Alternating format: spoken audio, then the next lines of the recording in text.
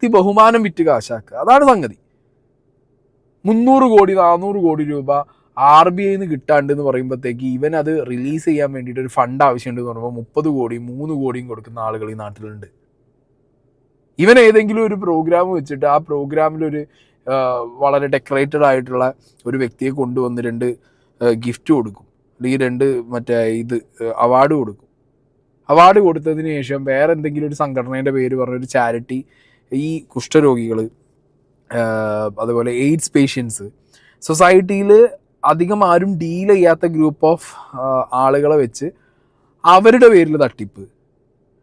അപ്പം ആകെ മൊത്തം അങ്ങനെ ഒരു തട്ടിപ്പ് മാത്രം മുന്നോട്ട് മറയാക്കി കൊണ്ടുപോകുന്ന ഒരു കള്ളൻ.